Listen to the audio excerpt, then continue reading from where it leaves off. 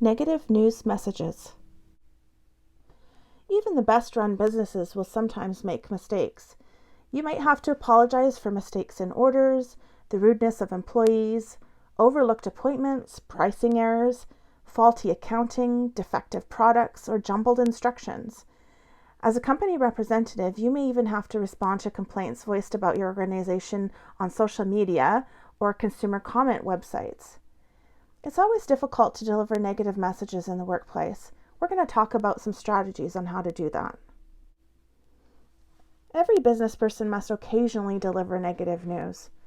Because bad news is disappointing, it could be irritating, and sometimes even anger the receiver. Your main goal in such messages is to be thoughtful. The bad feelings associated with disappointing news can generally be reduced if the receiver knows the reasons for the rejection, feels that the news was revealed sensitively, and believes that the matter was treated seriously and fairly. Your goal when responding to negative messages is to put the readers in a receptive frame of mind. You want to make sure that you're sincere and polite, but don't plead with them. And also be careful of sending mixed messages. Don't assume how the reader will act, but do try to analyze and do audience analysis. Be sure to stick with the facts and don't be overly apologetic. Also be careful with subject lines. You never give the negative news in the subject line. And also with your complimentary closing. Make sure that you don't leave it open for them to think that they can argue back and forth and that you'll change your mind. So when we're talking about an organizational pattern for responding to negative news, sometimes people might think, well, are you trying to say that we should make bad news sound like good news? Should we sugarcoat it? Are we manipulating people? And the answer is no. Nobody likes to receive bad news. And there's no way that I can make bad news sound like good news, and I shouldn't try, because trying just makes me sound like a fake. But there are some techniques that you can use that deliver bad news that makes that bad news a little bit easier to accept.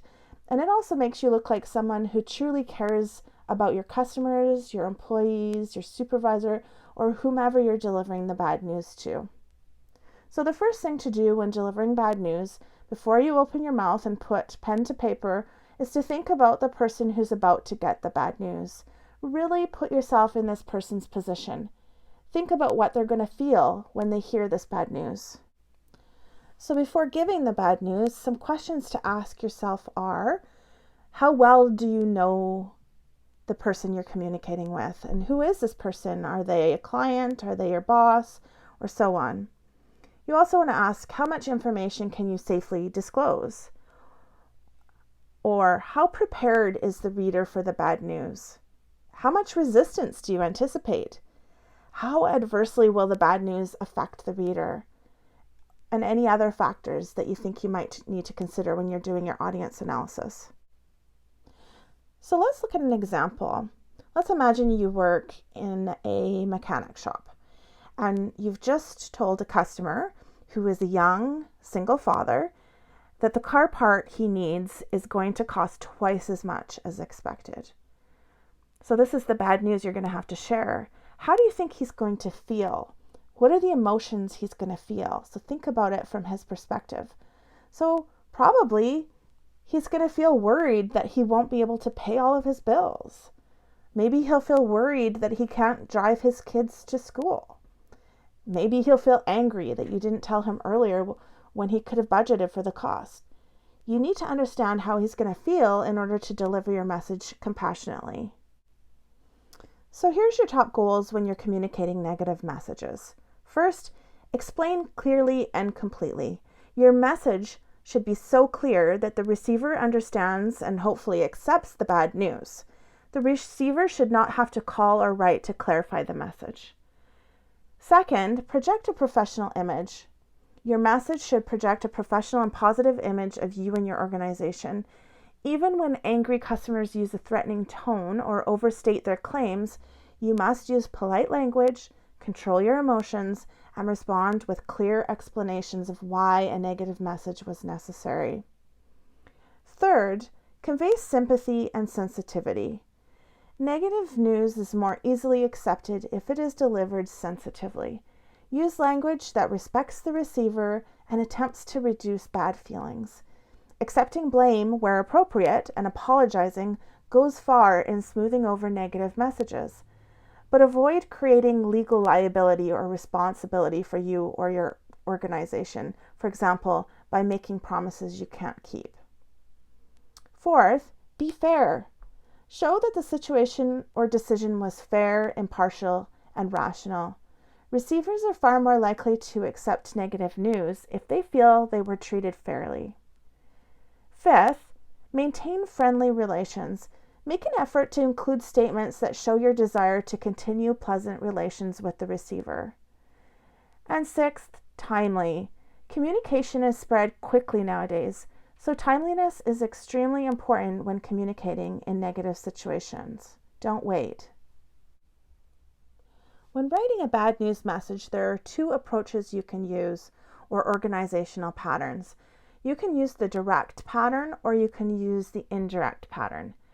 The direct pattern for bad news messages is good to use when you know the reader appreciates a concise, direct message, when the bad news is expected or related to a known problem or delay, or when critical information might otherwise not be noticed, such as a price increase or a disruption in service, or if the bad news is not really that serious, or if it's company process to be straightforward, or if you need to terminate a business relationship.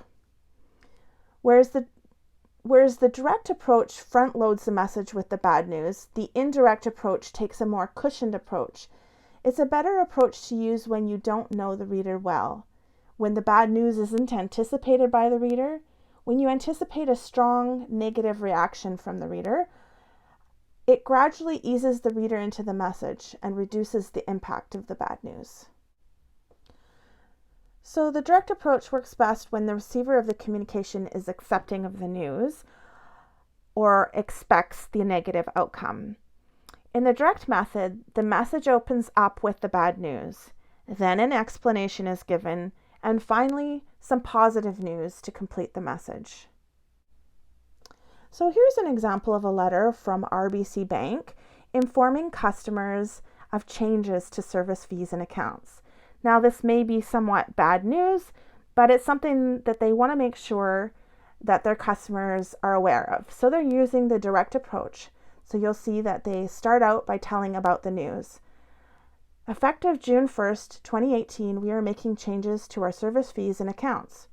For a complete listing of service fee and account changes that may affect you, please see the enclosed brochure. So that's right to the point.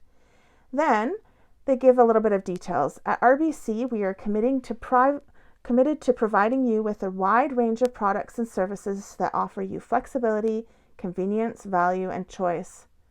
And finally, they close.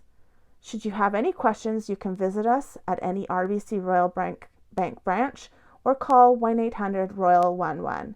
We appreciate your business and thank you for choosing RBC Royal Bank. So a complimentary closing, a goodwill closing. And you'll see that they do have their title or their subject as notice of account changes. So this is the direct approach. When you don't think somebody's going to be angry or offended, or it's something that's just pretty straightforward, not a huge big deal.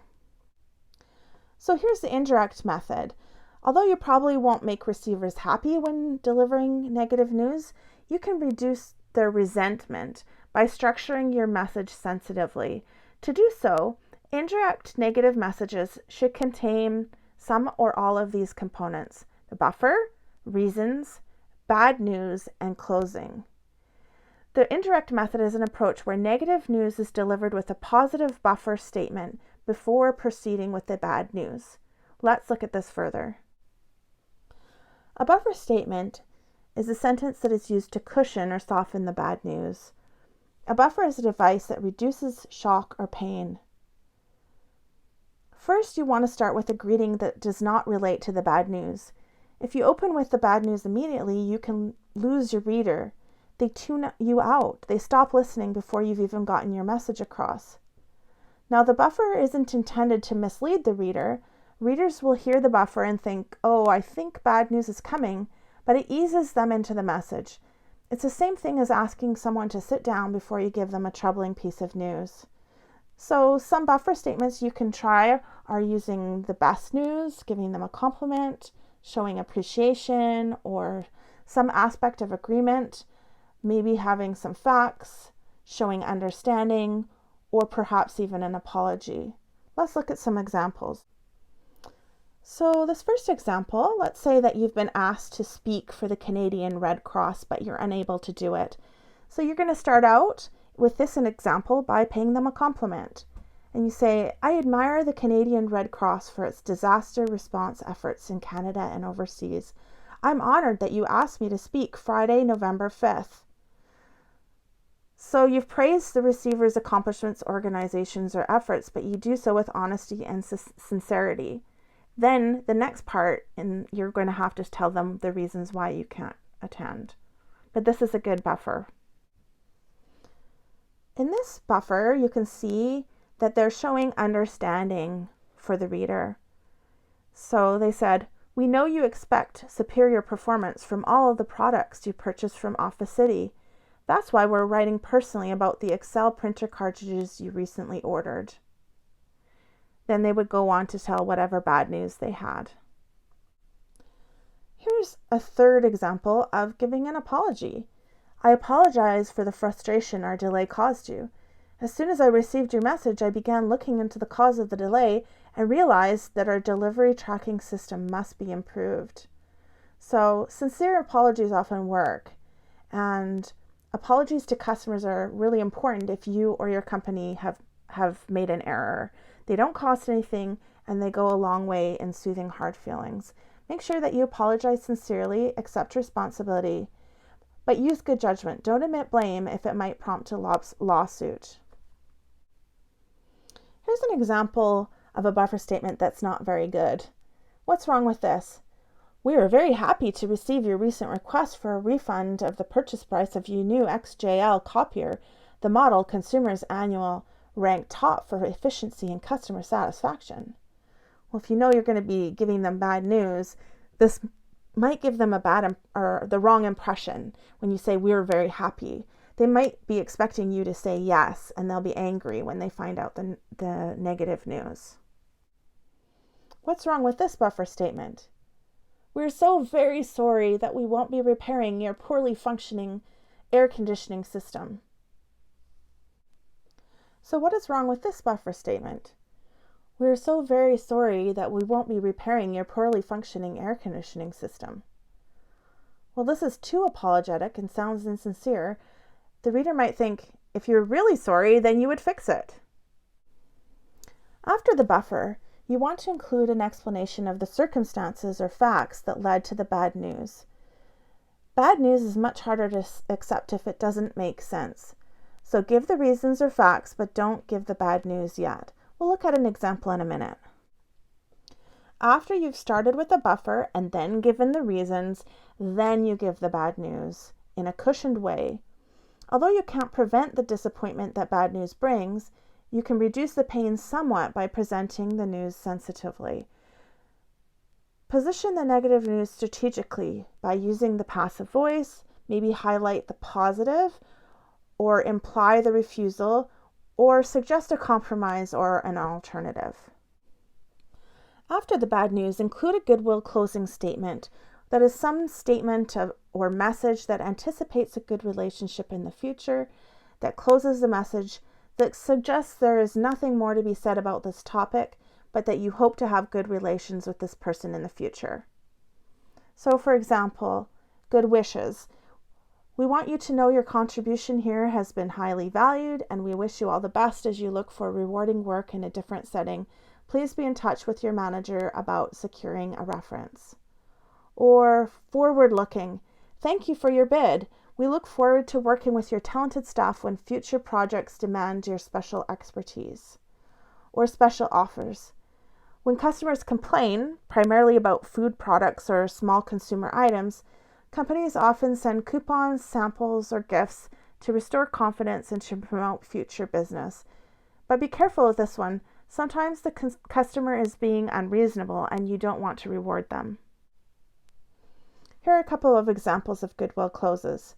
We look forward to serving you in the future. Your business is a great asset to our community. Thank you for the service you provide.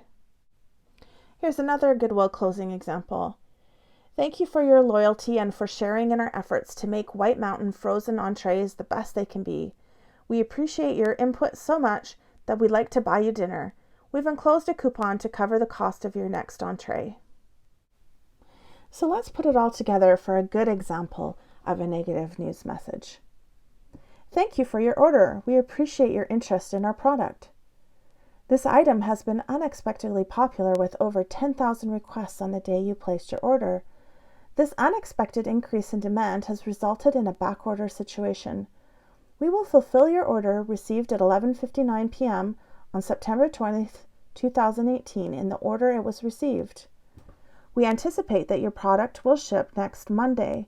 While you wait, we encourage you to use the enclosed $5 off coupon toward the purchase of any product in our catalog. We appreciate your business and want you to know that your satisfaction is our highest priority.